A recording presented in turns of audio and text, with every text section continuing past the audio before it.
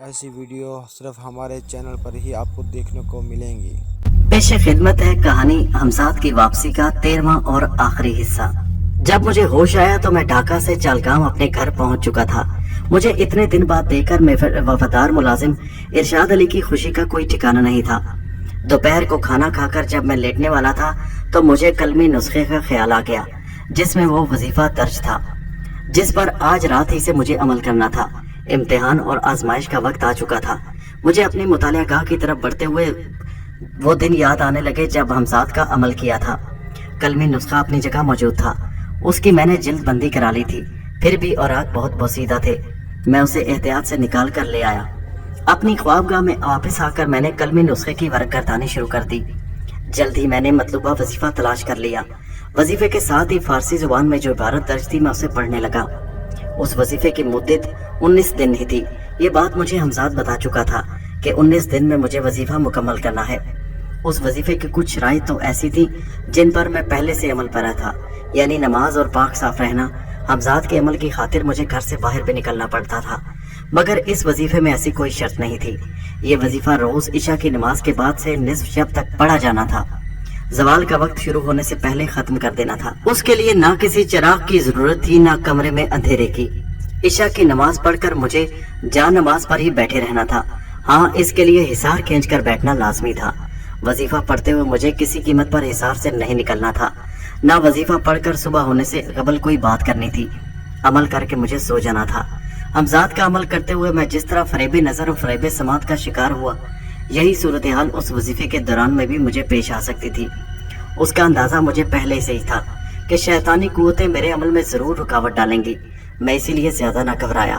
عبارت کے آخری حصے میں لکھا تھا، جو یہ وظیفہ پورا کرے گا اللہ تعالیٰ اسے حیرت انگیز پر اسرار قوتوں سے نواز دے گا، پھر کوئی بڑی سے بڑی شیطانی طاقت اسے زیر نہیں کر سکے گی۔ اس کے برعکس عامل باطل طاقتوں کو شکست دینے کا اہل ہو جائے گا۔ اس وظیفے کے متعلق تمام تفصیلات پڑھ کر میں نے مشورے کی غرض سے حمزاد کو طلب کر لیا۔ تمہارا کیا خیال ہے، آج ہی رات وظیفہ شروع کر دیا جائے؟ میں نے حمزاد کو مخاطب کیا۔ جی ہاں، اب مزید دیر نہیں کرنی چاہیے۔ آپ کو خبر ہی ہے کہ گرو گوبند پہلے ہی شیطانی عمل شروع کر چکا ہے، حمزاد نے مشورہ دیا۔ عمل کے دوران تو میں ظاہر ہے میں تمہیں طلب نہیں کروں گا اور نہ تم میری کوئی مدد کر سکو گے، لیکن دن کے وقت تو ایسی کوئی پابندی ہے؟ میں نے پوچھا۔ بہتر یہی ہے کہ 19 دن تک آپ کو کسی اشد ضرورت کے بغیر دن کے وقت بھی مجھے طلب نہ کریں، حمزاد نے بتایا۔ ٹھیک ہے، میری پوری کوشش یہی ہوگی۔ کوئی مجبوری آ پڑی تو الگ بات ہے، میں نے یقین دہانی کرائی، پھر حمزاد کو رخصت کی اجازت دے دی۔ شرائط کے مطابق جس جگہ بیٹھ کر عمل کیا جانا تھا وہاں عامل کا تنہا رہنا ضروری تھا، خاص طور پر عمل کے دوران میں کسی کو بھی وہاں نہیں آنا چاہیے تھا۔ میں نے اسی کو مد نظر رکھتے ہوئے ارشاد علی کو اپنے کمرے میں بلا لیا۔ سنو ارشاد علی، میں نے اس سے کہا، آج ہی رات میں ایک وظیفہ شروع کرنے والا ہوں۔ پھر جناب؟ ارشاد علی کچھ خوفزدہ ہو گیا۔ ہاں، کیوں، تم کس لیے ڈر گئے؟ جناب، پہلے جب آپ نے وظیفہ پڑھا تھا تو روز ایک نئی مصیبت کھڑی ہو جاتی تھی، اب پھر کہیں ایسا ہی نہ ہو۔ ارشاد علی نے اپنے خدشے کا اظہار کیا۔ تمہیں فکر مند ہونے کی کوئی ضرورت نہیں، تمہیں تو صرف وہ باتیں توجہ سے سنو جو میں کرنے والا ہوں، میں پرسکون آواز میں بولا۔ پہلی بات تو یہ سن لو کہ عشاء کے بعد سے صبح ہونے تک کسی صورت میں تمہیں میرے کمرے کے اندر قدم نہیں رکھنا، سمجھ گئے؟ جی ہاں جناب، ارشاد علی نے اقرار میں سر ہلایا۔ بالکل سمجھ گیا۔ ممکن ہے میرے کمرے سے رات کے وقت تمہیں بھیانک آوازیں سنائی دیں، اس کے باوجود تمہیں اندر نہیں آنا، میں نے تاکید کی۔ ایسا ہی ہوگا جناب، میں آپ کے ہر حکم پر عمل کروں گا۔ 19 دن تک تم میرے لیے گوشت وغیرہ نہیں پکاؤ گے، میرا گزارا صرف معمولی اور سادہ غذا پر ہوگا، صرف دالیں اور سبزیاں کھاؤں گا۔ میں نے اپنے ملازم کو وظیفے کی ایک اور شرط سے آگاہ کیا، صبح ناشتے میں مجھے انڈا وغیرہ نہ دینا، مگر تم پر کوئی پابندی نہیں، تم جو چاہے کھا سکتے ہو۔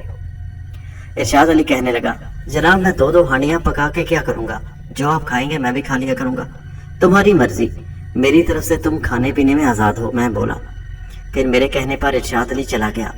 عصر کا وقت ہو رہا تھا، میں اسی لیے وضو کرنے پہلے اپنے کمرے سے نکل آیا۔ اس روز مغرب کی نماز پڑھنے کے بعد میں نے پھر کلمی نسخہ نکالا اور عربی کی وہ عبارت یاد کرنے لگا جو مجھے وظیفے کے دوران پڑھنی تھی۔ وہ چند قرآنی آیات ہی تھیں جنہیں حفظ کرنے میں مجھے کوئی دشواری پیش نہیں آئی، یہی آیات مجھے دہراتے رہنا تھا۔ حمزاد کے عمل کی طرح یہ وظیفہ بھی رحمانی تھا۔ عمل کا وقت شروع ہونے سے پہلے ہی میں ذہنی طور پر پوری طرح تیار تھا۔ اپنے کمرے میں داخل ہو کر میں نے دروازہ بند کر دیا۔ وظیفے کی شرائط میں یہ شرط بھی شامل تھی کہ جہاں وظیفہ پڑھا جائے وہاں دروازہ تالا لگا ہوا نہ ہو، نہ چٹکنی یا کنڈی لگائی جائے۔ یہی حکم میں موجود کھڑکیوں کے لیے تھا۔ دروازے اور کھڑکیاں صرف بند کی جا سکتی تھیں۔ اس خیال سے میں نے نماز پڑھنے کے لیے کھڑا ہونے سے پہلے ان کھڑکیوں کی چٹکنیاں کھول دیں جو بند تھیں۔ عشاء کی نماز پڑھ کر مجھے حصار کھینچنا تھا اور پھر اس حصار سے نصف شب تک نہیں نکلنا تھا۔ حصار کھینچتے ہوئے مجھے جو لفظ ادا کرنے تھے وہ بھی کلمی نسخے میں درج تھے، وہ بھی میں نے یاد کر لیے۔ آخر عشاء کا وقت ہو گیا اور میں جا نماز بچھا کر نماز پڑھنے کھڑا ہو گیا۔ نماز پڑھ کر میں نے اپنے گرد حصار کھینچا اور وظیفہ شروع کر دیا۔ وظیفہ پڑھتے ہوئے مجھے بھی آدھا گھنٹہ گزرا تھا کہ میں نے خود اپنی ہی چیخیں سنی، پھر گویا میں اپنی مدد کے لیے پکارنے لگا۔ ذرا دیر کو مجھے خیال آیا کہ کہیں میرے ہمزاد پر کوئی مصیبت تو نہیں پڑ گئی، مدد کے لیے پکار سکتا ہے۔ اس کی آواز میرے سوا کسی اور کے لیے سن لینا ممکن بھی نہیں تھا جب تک کہ وہ خود نہ چاہتا۔ چیخیں اور تیز آواز اب بھی سنائی دے رہی تھی۔ پھر مجھے دوڑتے ہوئے قدموں کی آوازیں بھی سنائی دینے لگیں۔ یوں لگ رہا تھا جیسے کوئی اسی طرف دوڑتا چلا آ رہا ہو۔ یہ سب فریب سماعت ہے اور کچھ نہیں، میں نے سوچا، اور ہر خوف کو اپنے ذہن سے جھٹک کر یہ بدستور وظیفہ پڑھنے میں مصروف رہا۔ دوڑتے ہوئے قدموں کی آوازیں میرے کمرے کے باہر تک آ کر رک گئیں۔ پھر ایسا محسوس ہوا کسی نے دھیرے سے کمرے کا دروازہ کھولا ہے۔ وظیفہ پڑھتے ہوئے کسی بھی طرف دیکھنے کی پابندی نہیں تھی۔ میں نے اس رعایت سے فائدہ اٹھایا۔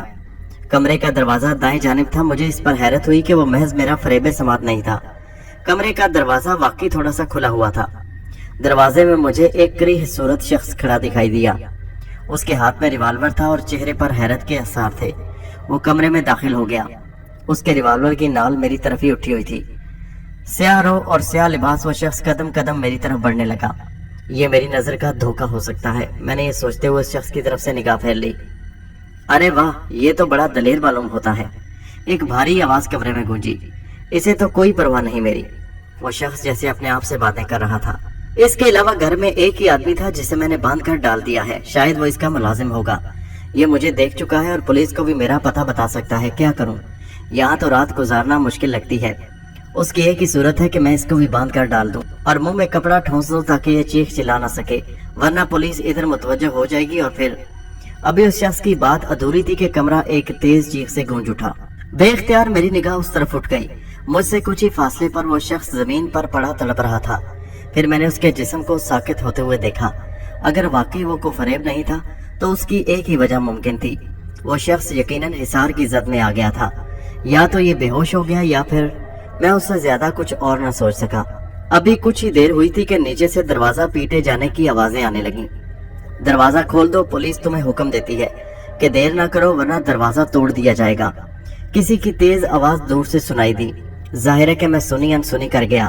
مجھے نہ تو وظیفہ ترک کرنا تھا نہ اپنے کھینچے ہوئے حصار سے باہر نکلنا تھا۔ 2 مرتبہ مزید بلند آواز میں دروازہ کھولنے کے لیے گویا حکم دیا گیا۔ پھر زور زور سے دروازہ دھڑ دھڑایا جانے لگا۔ ہم دروازہ توڑ رہے ہیں۔ آخری مرتبہ پھر گویا مجھے بتایا گیا۔ حقیقت میں اگر وہ میری سماعت کا فریب نہیں تھا تو بھی میں نیچے جا کر گھر کا دروازہ کھولنے سے قاصر تھا۔ مجھے یاد آیا کہ جب میں حمزات کا عمل کر رہا تھا تو پولیس والوں نے میری زندگی اجیرن کر دی تھی۔ اب پھر پہلی رات سے یہ تماشا شروع ہو گیا۔ دروازہ توڑے جانے کی آوازیں آتی رہیں مگر میں اپنی جگہ سے نہ ہلا۔ اگر پولیس والے چاہتے تو گھر کی دیوار پھاند کر بھی اندر آ سکتے تھے، کیونکہ دیواریں بہت زیادہ اونچی نہیں تھیں۔ کوئی ایک پولیس والا دیوار پر کسی طرح چڑھ کر صحن میں کود جاتا اور دروازہ کھول دیتا، لیکن انہیں تو جیسے اپنی دھمکی کو ہی عملی جامہ پہنانا تھا۔ ذرا ہی دیر میں بہت زور کی آواز آئی جیسے گھر کا دروازہ ٹوٹ کر گرا ہو، اور پھر میں نے بہت سے قدموں کی چاپ سنی۔ سر نیچے تو کوئی معلوم نہیں ہوتا، کسی پولیس والے کی آواز نیچے سے آئی۔ میں سمجھ گیا پولیس والے میرے گھر میں داخل ہو چکے ہیں۔ اوپری منزل پر وہ روشنی دکھائی دے رہی ہے سر، ایک اور نئی آواز سنائی دی۔ تو پھر اوپر ہی چلو، کہیں اوپر جانے کے لیے زینہ ہوگا۔ لیکن سر وہ ڈاکو مسلح ہے، اگر تو کیا تمہارے پاس ہتھیار نہیں ہے؟ ڈرنے کی کیا بات ہے، آؤ میرے ساتھ، حکم دیا گیا۔ سب کچھ سننے کے باوجود میں نے وظیفہ پڑھنا نہ چھوڑا، یہاں تک کہ پولیس والے اوپر کی منزل پر آ گئے اور پھر میرے کمرے میں بھی گھس آئے، کیونکہ وہیں روشنی تھی۔ میں سر جھکائے اپنے عمل میں مصروف رہا۔ کوئی پولیس والا چیخا، سر وہ ادھر۔ میں نے دیکھ لیا ہے، زیادہ قابل بننے کی ضرورت نہیں، یہ وہی مفرور مجرم لگتا ہے، لیکن یہ تو شاید بے ہوش ہے۔ وہ شاید کوئی پولیس افسر تھا۔ تجسس کے تحت میری نظریں بھی اس طرف اٹھ گئیں۔ وردی سے وہ کوئی پولیس افسر ہی لگا۔ اس کے ساتھ کمرے میں تقریباً 10-12 پولیس والے تھے، ان سبھی کے ہاتھوں میں رائفلیں تھیں۔ अचानक एक पुलिस वाले ने अपने अफसर की तवज्जो मेरी तरफ मबजूल कराई। अरे हाँ, इसे तो मैं भूल ही गया, पुलिस अफसर ने चौंक कर कहा, फिर बरह रास्त मुझसे मुखातिब हुआ। अरे ये क्या किस्सा है, तुम जाग रहे थे तो दरवाजा क्यों नहीं खोला, और अब भी चुप साधे बैठे हो, बोलो ये कैसे बेहोश हुआ। जवाबन में खामोशी रहा और उसकी तरफ नजर उठाकर भी नहीं देखा। ए बोलता क्यों नहीं तू, पुलिस अफसर अपनी रवायती बदतमीजी पर उतर आया। क्या तुझे मालूम नहीं कि मैं तेरी खाल भी उधेड़ सकता हूँ। इस अरसे में 2 पुलिस वाले स्याह लिबास गाफिल शख्स के करीब पहुंच गए। रिवाल्वर करीब ही पड़ा हुआ था। सर ये तो मर गया, एक पुलिस वाला तकरीबन चीख उठा। क्या बकते हो, पुलिस अफसर पलट कर धाड़ा। फिर वो खुद ही लपक कर फर्श पर बेहिस्सो हरकत पड़े हुए शख्स के करीब पहुंच गया। मेरी निगाह उस तरफ उठी। पुलिस अफसर ने नब्ज देखी, फिर नाक पर हाथ रखा और उछल पड़ा। ये तो वाकई जिंदा नहीं, लेकिन इसे किसने कत्ल किया? सर यहाँ इस शख्स के सिवाय और कौन है जिसने आपका हुक्म सुनकर भी जुबान नहीं खोली? यही शख्स उसे कत्ल कर सकता है। एक पुलिस वाले ने फौरन मेरे ऊपर कत्ल का इल्जाम लगा दिया, फिर बोला, मकतूल को शायद गला घोंट कर हलाक किया गया है। अरे इसका तो बाप भी बोलेगा, इसे शायद मालूम नहीं कि मेरे सामने तो मुर्दे भी बोलने लगते हैं। पुलिस अफसर किसी दरिंदे की तरह गुर्राया। ये कोई छोटा मोटा मामला नहीं, कत्ल का केस है, गिरफ्तार कर लो इसे। कोई पुलिस वाला अगर अपने अफसर के हुक्म की तावील में मुझे गिरफ्तार करने के लिए आगे बढ़ता तो उसका भयानक नतीजा निकलता। मैं अब समझ चुका था कि ये सब कुछ फरेबे नजर या फरेबे समात नहीं। मैंने इसीलिए अपना वजीफा जारी रखते हुए हाथ के इशारे से किसी को भी अपने करीब आने से मना किया। अच्छा तो तुझे गिरफ्तार ना करें, यूं ही छोड़ दें? वाह बे वाह, बहुत चालाकी दिखा रहा है, पुलिस इंस्पेक्टर मुंह बिगाड़ कर बोला। फिर मैंने हाथों के इशारे से बहुत समझाने की कोशिश की कि पुलिस वालों को मेरे करीब नहीं आना चाहिए, लेकिन अपने मकसद में नाकाम रहा। जाहिर है कि उसका नतीजा उन दोनों पुलिस वालों के हक में बहुत हौलनाक साबित हुआ, जो अपने अफसर के हुक्म पर मुझे गिरफ्तार करने आगे बढ़े। मेरे करीब पहुंचने से पहले ही वो हिसार की जद में आ गए। उनके मुंह से बड़ी भयानक चीखें निकली और फिर चंद लम्हे तड़प कर वो भी साकित हो गए। जरा देर को कमरे में मौत किसी खामोशी छा गई। उस खामोशी को पुलिस अफसर की घबराई हुई आवाज ने तोड़ा। मालूम होता है कि ये कोई जलाली वजीफा पढ़ रहा है। इसी की वजह से मफरूर मुजरिम कातिल भी मारा गया और वो सिपाही भी जिंदा न बच सके जो इसे गिरफ्तार करने आगे बढ़े थे। हमें अब यहाँ रुकना नहीं चाहिए, वरना क्या खबर किसी नई मुसीबत में गिरफ्तार हो जाएं। लाशें उठाओ, जल्दी करो। उसी वक्त स्याहपोश के जिस्म को हरकत हुई और वो कराहने लगा। ये अमर खुद मेरे लिए भी इंतहाई हैरत अंगेज था कि वो एक मुर्दा किस तरह जिंदा हो सकता है। कमरे में मौजूद पुलिस वाले भी यह देखकर हैरान परेशान से नजर आने लगे। स्याहपोश अब कराहते हुए उठ रहा था। खबरदार, पुलिस अफसर ने जोर से कहा, भागने की कोशिश न करना, पकड़ लो इसे। पुलिस अफसर ने आखिरी अल्फाज अपने मातहत मुसल्लह सिपाहियों की तरफ देखकर अदा किए। स्याहपोश मफरूर मुजरिम कातिल को गिरफ्तार कर लिया गया। सर क्या खबर कुछ देर में हमारे साथी भी इस तरह जिंदा हो जाएं? एक सिपाही ने पुरुमीद लहजे में अपने अफसर को मुखातिब किया। हो सकता है खुदा करे कि ऐसा ही हो, वरना अफसराने वाला के सामने जवाब तलबी मुश्किल हो जाएगी। वैसे भी ये इलाका हमारे थाने की हदूद में नहीं आता, पुलिस अफसर ने कहा। हम तो इस खबीस कादिर का ताकुब करते हुए यहाँ तक आ गए। वो ये कहते ही जाने क्यों चौंक उठा और फिर अजीब से लहजे में कादिर से पूछा, तुम बताओ कैसे मर गए थे? मर गया था? कादिर हैरत से बोला, मैं तो इस शख्स की तरफ बढ़ रहा था कि इसे भी इसके मुलाजिम की तरह बांध कर डाल दूं। मेरा मकसद ये था कि कहीं इस शख्स की चीखों पुकार तुम लोगों को उधर मतवज्जो न कर दे। उसकी तरफ बढ़ते हुए अचानक मेरे जिस्म को शदीद झटका लगा, जैसे करंट लग गया हो। मैं दूर जा गिरा। फिर मुझे कुछ याद नहीं क्या हुआ। जब होश आया तो मुझे गिरफ्तार कर लिया गया। यहाँ इस आमिल के अलावा और कौन कौन है? पुलिस अफसर ने कादिर से सवाल किया। मेरा मतलब औरतों, बूढ़ों और बच्चों, कोई भी नहीं जनाब, कादिर बताने लगा। यहाँ से कुछ फासले पर एक कमरे में सिर्फ इस शख्स का एक मुलाजिम मुझे मिला। उसके मुतालिक मैं आपको बता ही चुका हूँ। पुलिस अफसर अपने साथ कादिर और 2 सिपाहियों को लेकर कमरे से निकल गया। मैंने सोचा ये अच्छा हुआ बेचारा इरशाद अली मुसीबत से बच गया। जरा देर में पुलिस इंस्पेक्टर इरशाद अली को भी लेकर मेरे कमरे में आया और उससे मेरे बारे में पूछताछ करने लगा। इरशाद अली ने मेरा नाम बताया और शदीद इस्तफसार पर यह भी कबूल कर लिया कि मैं कोई वजीफा पढ़ रहा हूँ। इस दौरान में मुझे अपने सवाल का जवाब भी मिल चुका था कि कादिर दोबारा किस तरह जिंदा हो गया। मेरे नजदीक उसकी एक ही वजह मुमकिन थी कि उसे सख्ता हो गया था, वो मरा नहीं था। अभी पुलिस इंस्पेक्टर ने बेहिस्सो हरकत पड़े हुए सिपाहियों को उठाने का हुक्म दिया कि उनका सख्ता भी टूट गया हो। मैंने कहा था ना सर कि ये दोनों जिंदा हो जाएंगे, देख लें कि सिपाही का जुमला भी पूरा नहीं हुआ था कि कमरे में किसी सांप की फनकार गूंजी। फिर मैंने हिसार के बाहर एक बड़े स्याह नाग को फन फैलाए लहराते देखा और उसे पहचान गया। बदली हुई जॉन में वो शंभू के सिवा और कोई नहीं हो सकता था। भागो! पुलिस इंस्पेक्टर ने सिपाहियों को हुक्म दिया और फिर सबसे पहले वही कमरे के दरवाजे की तरफ भागा। सिपाही कादिर और मेरा मुलाजिम इरशाद अली भी गोया सर पर पैर रखकर भाग उठे। जाते जाते इरशाद अली ने यह अक्लमंदी की कि दरवाजा बंद कर दिया। शेख करामत, मैं तेरा अमल पूरा नहीं होने दूंगा। शंभू ने सांप की जॉन बदली और खुद जाहिर हो गया। उसका बदहैयत मुझसे कुछ फासले पर मौजूद था। चांद की देवी ने मुझे बड़ी शक्ति दान की है और अब मैं तुझे अपनी शक्ति का चमत्कार दिखाता हूँ। शंभू ये कर जोर से हंसा। उसके साथ शंभू के गिर्द चमकीला हिसार कायम हो गया। फिर उसकी सुर्ख आंखों से मुझे 2 शोले लपकते दिखाई दिए। वो जब शोले मेरे खींचे हुए हिसार से टकराए तो जोरदार कड़ाके की आवाज आई, यूं जैसे बिजली के नंगे तार आपस में टकरा गए हों। तेज रोशनी में मेरी पलकें झपक गईं। शंभू किसी दरिंदे की तरह घुराया। अच्छा, तो इस तरह नहीं मानेगा तू, वो ये कहते हुए पलटा। शोले फिर उसकी आंखों से निकले और मेरे कमरे में आग लग गई। मेरा बिस्तर, मसहरी, पर्दे, गर्ज के कमरे में मौजूद हर चीज जलने लगी। अचानक शंभू मेरी नजरों से गायब हो गया। आग के शोले बढ़ते हुए हिसार तक पहुंचे। उनकी हिद्दत से मेरा सारा जिस्म पसीने में भीग गया और धुएं से मेरा दम घुटने लगा। मैं फिर भी वजीफा पढ़ता रहा। मालूम नहीं किस तरह फायर ब्रिगेड वालों को खबर कर दी गई। मैंने घंटियां बजने की आवाजें सुनी। आग बुझाने वालों ने, अमले ने जल्द ही भड़कते शोलों पर काबू पा लिया, वरना शायद मेरा पूरा घर जलकर खाक हो जाता और शायद इर्द गिर्द के मकानात भी आग की लपेट में आ जाते। फायर ब्रिगेड वाले आग बुझाकर हैरत से मुझे देख रहे थे, क्योंकि मेरा कमरा पानी के सबब गोया सैलाब का नमूना पेश कर रहा था, लेकिन पानी का एक कतरा भी हिसार के अंदर दाखिल नहीं हुआ। मैं बदस्तूर वजीफा पढ़ने में मसरूफ था। ये कोई अल्लाह वाले बुजुर्ग मालूम होते हैं। बंगाली जुबान में किसी ने अपने ख्याल का इजहार किया, वरना हरगिज ना बचते और जल कर मर जाते। देखते नहीं, जहां वो बैठे हैं वहां तक पानी भी नहीं पहुंच रहा, बल्कि दायरे की सूरत में चारों तरफ रुका हुआ है। कोई और बोला, हमें इनकी इबादत में खलल नहीं डालना चाहिए, आओ चलो। किसी ने कहा। फिर वो सब चले गए। अब वजीफे का वक्त खत्म होने में सिर्फ चंद मिनट बाकी रह गए थे। मैंने कलाई पर बंधी हुई घड़ी में वक्त देखा और जैसे ही ज़वाल का वक्त हुआ वजीफा पढ़ना छोड़ दिया। मैंने उठते हुए ख्वाबगाह पर एक नजर डाली। उसका दरवाजा तक सलामत नहीं रहा था। मुझे कलमी नुस्खे का ख्याल आया और मेरा दिल धक से रह गया। कलमी नुस्खे को मैंने अपने बिस्तर पर तकिए के नीचे रख दिया था। अब वहां बिस्तर था, न तकिया और न मसहरी, सब कुछ जलकर खाक हो गया था। इस पर मुझे बहुत रंज हुआ। काश मैं उसे अपने मुतालियागाह में वापस रख आया होता। वो कलमी नुस्खा मेरे लिए अनमोल था। उसी की वजह से मेरी जिंदगी बदल गई थी। मगर अब क्या हो सकता था? सब्र के सिवा चारा भी क्या था?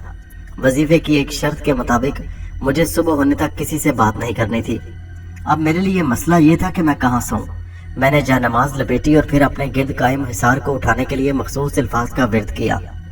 हिसार उठते ही चारों तरफ रुका हुआ पानी बहकर वहां तक भी आ गया, जहां चंद लम्हे पहले जानमाज पर बैठा हुआ मैं वजीफा पढ़ रहा था। पांचे उठाए और वहां से बाहर निकल आया और सोचा अब तो सुबह होने पर कुछ तदारुक मुमकिन है। मेरे कमरे के करीब ही एक और कमरा था। मैं उसमें दाखिल होने के लिए दरवाजा खोल रहा था कि मेरा मुलाजिम सामने से लपकता हुआ करीब आ गया। जनाब, अब क्या होगा? ये तो बहुत बड़ा नुकसान हो गया। घर का सदर दरवाजा भी टूटा पड़ा है। कोई चोर डाकू घर में घुस आया तो क्या होगा? इरशाद अली की बात सुनकर मैं कुछ नहीं बोला और होंठों पर उंगली रखकर उसे खामोश रहने का इशारा किया। वो हैरत से मेरा मुंह देखने लगा। इशारे ही से मैंने उसे जाने का हुक्म दिया। वो हैरान हैरान सा लौट गया। मैं कमरे का दरवाजा खोलकर अंदर पहुंचा और लाइट जला दी। उस कमरे में 2 मसहरियां मौजूद थीं। पलटकर मैंने कमरे का दरवाजा बंद किया और उसी वक्त कमरा एक भयानक कहकहे से गूंज उठा। चंद ही कदम के फासले पर मुझे वो शैतान सूरत शंभू खड़ा नजर आया। उसके हाथ में मुझे एक आहनी त्रिशूल भी दिखाई दिया। मुझे ये तवक्को नहीं थी कि वजीफे की मुद्दत खत्म होने पर भी वो खबीस मेरी जान का दुश्मन बना रहेगा।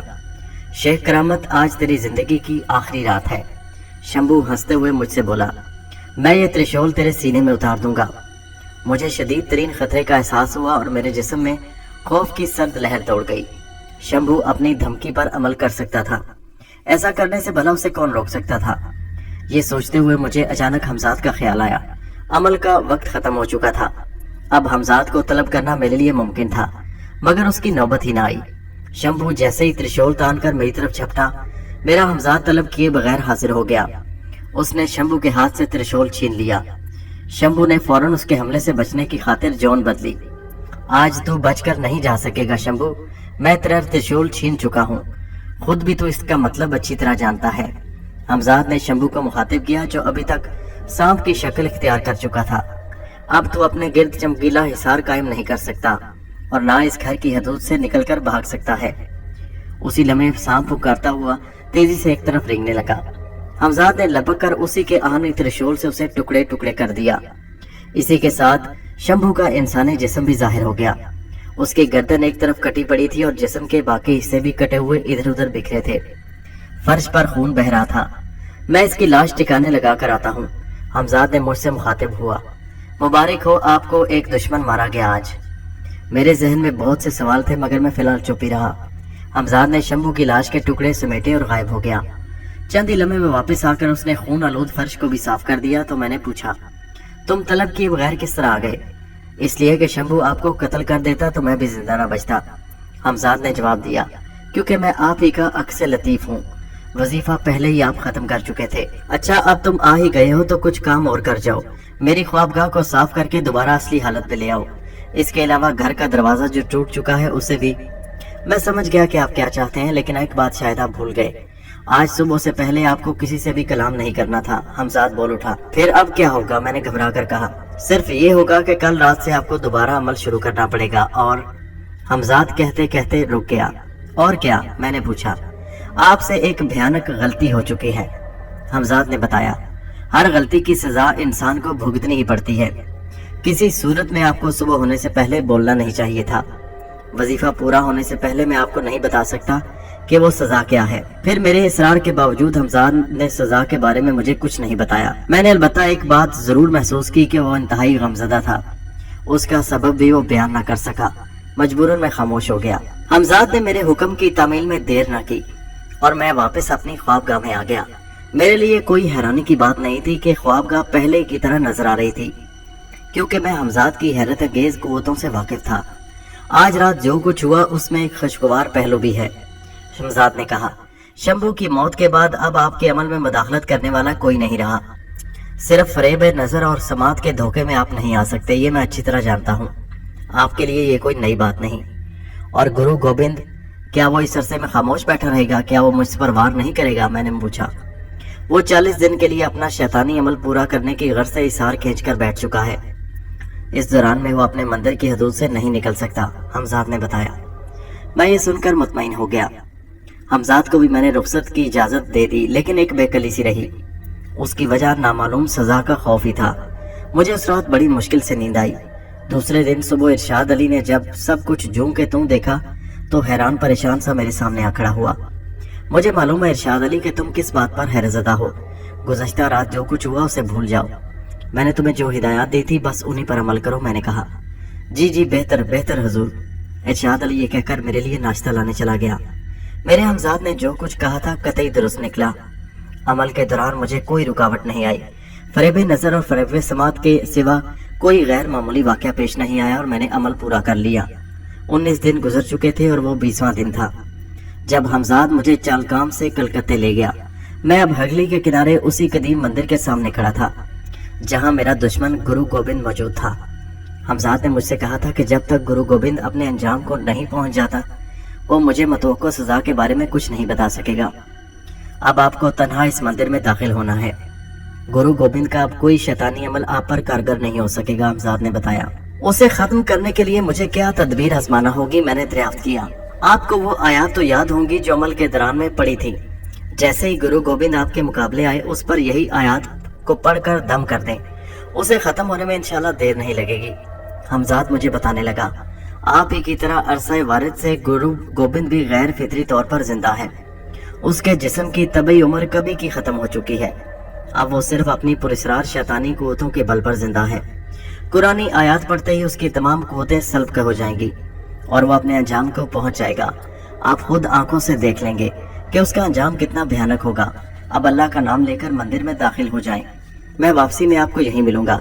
ये सुनते ही मैं सामने ही नजर आने वाले उजाड़ से मंदिर में दाखिल हो गया। मंदिर का दरवाजा खुला हुआ था। जैसे ही मैंने अंदर कदम रखा एकदम जोर जोर से घंटे बजने की आवाजें हर तरफ सुनाई देने लगी। फिर एक आशना कहका मेरे कानों से टकराया, शेख करामत, आखिर तुझे तेरी मौत यहाँ खींच ही लाई।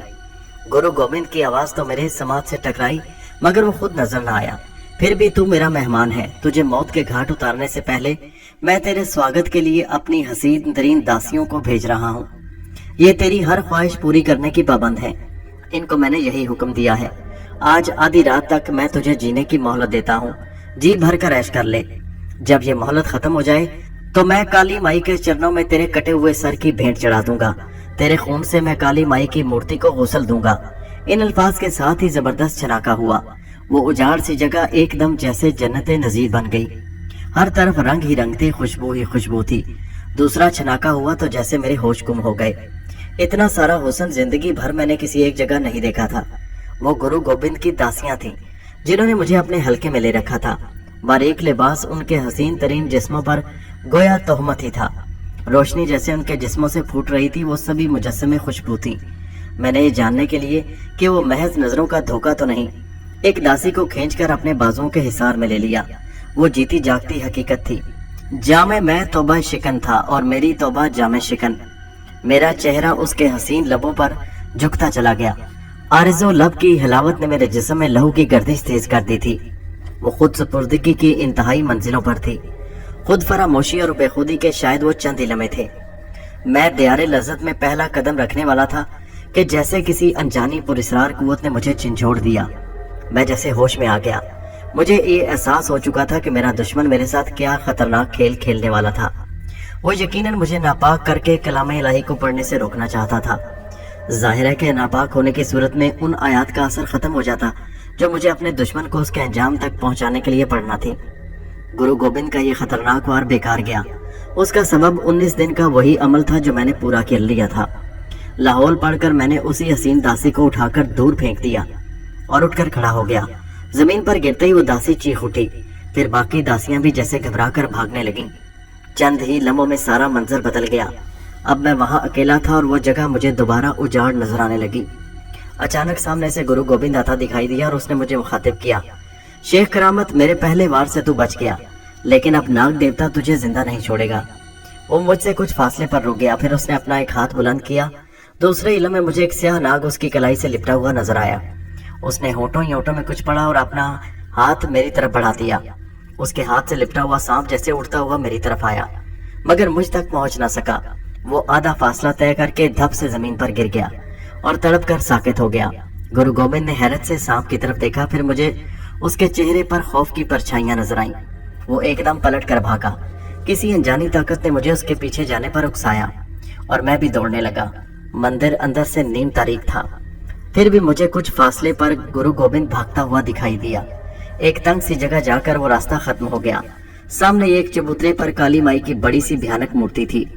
गुरु गोबिंद उस मूर्ति के सामने सजदा रेज था। मेरे कदम उसी के अकब में रुके तो वो उछलकर खड़ा हो गया। मैं उस वक्त तक आयात पढ़ना शुरू कर चुका था। मैंने अपने दुश्मन को भी कुछ पढ़ते देखा, मगर परवाह न की। मुझे यकीन था कि उसका कोई शैतानी हरबा कारगर नहीं हो सकता। वो बिल्कुल मेरे सामने खड़ा था। मैंने आयात पढ़ते ही उस पर दम कर दिया। उसके मुंह से बड़ी भयानक चीख निकली। फिर उसके बाद मेरी आंखों ने बड़ा होलनाक मंजर देखा। गुरु गोबिंद के जिस्म का गोश्त जैसे पानी की तरह बहकर उसके कदमों में ढेर होने लगा। जरा सी देर में सिर्फ हड्डियों का एक ढांचा मेरे सामने खड़ा था। हड्डियों के किड़किड़ाने और जोड़ टूटने की आवाज आई। देखते ही देखते वो ढांचा भी टूटकर किसी खिलौने की तरह बिखर गया। गुरु गोबिंद अपने अंजाम को पहुंच चुका था। मैं अपने दुश्मन को खत्म करके पलट रहा था कि जाने किधर से गुरु गोबिंद की हसीन दासियां निकलकर मेरे रास्ते में आ गईं। हमें भी अपने साथ ले चलो कि तुमने हमें इस राक्षस से आजादी दिलाई। दासियों ने मुझसे इल्तिजा की। उसकी एक शर्त है कि तुम्हें मुसलमान होना पड़ेगा, मैं बोला, और तुम में से सिर्फ 4 को अपने साथ ले जाऊंगा। मेरी आंखों में जैसे कोई ख्वाब जाग उठा। हम सब तुम्हारी खातिर मुसलमान होने को तैयार हैं, उन्होंने यक जुबान होकर कहा। मेरे लिए उन चांद के टुकड़ों में से 4 का इंतखाब करना एक कड़ी आजमाइश था। फिर भी मैंने किसी न किसी तरह ये मरहला तय कर ही लिया। क्या तुम हमें अपनी कनीज़ें बनाकर भी नहीं रख सकते? बाकी दासियों ने कहा, शर्त यही है कि तुम्हें हिंदू धर्म छोड़कर इस्लाम को अपनाना पड़ेगा। उन्होंने ये मेरी शर्त मान ली। मैंने उन्हें कलमा पढ़ाकर दायरा इस्लाम में दाखिल किया। उनके जिस्मों पर मौजूद लिबास सतरपोशी का मुतहम्मल नहीं था, सो वो मेरे हुक्म पर मंदिर ही की हदूद में मौजूद अपनी कोठरियों तक जाकर लिबास तब्दील करके आई। उनकी कुल तादाद 7 थी। 4 को मैंने अकद में लेने का फैसला कर लिया, यानी निकाह कर लिया। बाकी 3 खुद ही कनीज़ें बनकर मेरी हर खिदमत पर आमादा थी। मैं उन्हें साथ लेकर मंदिर से निकल आया तो हमजाद ने मुझे हैरत से देखा। हम सब को चालगाम ले चलो, मैंने हमजाद को हुक्म दिया। उसके लिए हमजाद ने हमें होशो हवास से बेगाना कर दिया। फिर हमें उसी वक्त होश आया जब हम चालगाम पहुंच चुके थे। मेरे इमा पर हमजाद ने उसी रोज एक बड़ी कोठी खरीद ली। मैं उन सभी के साथ नई कोठी में मुंतकिल हो गया। इरशाद अली मेरे साथ था। ये नई कोठी बेहतरीन सामान और आराइश से मुज़य्यन थी। ये वही कोठी है शमीम नवीद जहां तुम इस वक्त भी बैठे हो और मैं बिस्तरे मर्ग पर पड़ा हूँ। हाँ तो सुनो। उन चारों को अपने अकद यानी निकाह में लेने से पहले मैंने पूछा कि वो कब और किस तरह गुरु गोबिंद तक पहुंची, तो एक नया अकदा खुला। उन सब को बचपन ही में गुरु गोबिंद ने हिंदुस्तान के मुख्तलिफ इलाकों से अगवा किया था और परवरिश की थी। मेरे लिए यह बात भी बड़ी हैरान कुन थी कि गुरु गोबिंद उनके फितरी तकाजे पूरे करने का अहल नहीं था। वो सातों अब तक कंवारी थी। गुरु गोबिंद का मामला सिर्फ लज्जत दीद की हद तक था। उसे इन दासियों का मामूली लम्स भी पिघला देता। अपने माजी के मुतल्लिक में उनमें से किसी को भी कुछ खबर नहीं थी। ना आसूदगी की वजह से और फितरी तकाजे पूरे ना होने के सबब वो गुरु गोबिंद से इंतहाई नफरत करती थी। हुस्न के इस खजाने को पाकर जैसे मैं भूल ही गया। उनमें से 4 के साथ मैंने निकाह पढ़वा लिया और फिर जैसे रंगो निशात में डूब गया। जिन 3 दासियों को मैंने कनीजों की हैसियत से कबूल किया था उनके हकूक भी अदा किए। यूं वो भी ना आसूदा ना रही और खुश हो गई। अभी तक मुझे ये होश नहीं आया था कि हमजाद से उस गलती के बारे में पूछ सकता जो मुझसे अमल पढ़ने की पहली ही रात सरजद हो चुकी थी। उस वाक़े को अब 5 साल का तवील अरसा गुजर चुका था कि एक रोज हमजाद ही ने मुझे मुतवक्को सजा की याद दिलाई। मैं उन 5 बरसों के दौरान में 7 बेटों का बाप बन चुका था। अब आपके इस जिस्म की तबई उम्र पूरी होने में सिर्फ 8 दिन बाकी रह गए हैं। हमजाद ने इंतहाई अफसुर्दा आवाज में मुझे ये खबर दी। तो फिर क्या फिर मुझे ये जिस्म तब्दील करना पड़ेगा? मैंने फिक्रमंद होकर सवाल किया। नहीं, अब आप ये जिस्म तब्दील नहीं कर सकते। उस गलती की यही सजा है जो आपसे 5 साल पहले अमल पढ़ते हुए सरजद हो गई। नहीं, मैं तकरीबन चीख उठा, मगर चीखने से हकीकतें नहीं बदलती। खुद मेरा वजूद भी आपके साथ ही फना हो जाएगा कि मैं आपका ही हमजाद हूँ। वो दुख भरे लहजे में बोला। जो पैदा हुआ है उसे एक दिन नापैद होना है शमीम नवीद। हर जी रूह को मौत का जायका चखना है। मैंने अब इस हकीकत को तस्लीम कर लिया है। हुक्म इलाही से भला किसे इनकार की मजाल है। आज मेरी जिंदगी का आखिरी दिन है। अब सूरज गुरूब होने में थोड़ी देर रह गई है। अपनी 4 चहेती बीवियों, कनीजों और 7 बेटों के लिए मैं इतनी दौलत छोड़कर जा रहा हूँ कि मेरी औलाद कई पुश्तों तक खुशहाल जिंदगी गुजार सकती है।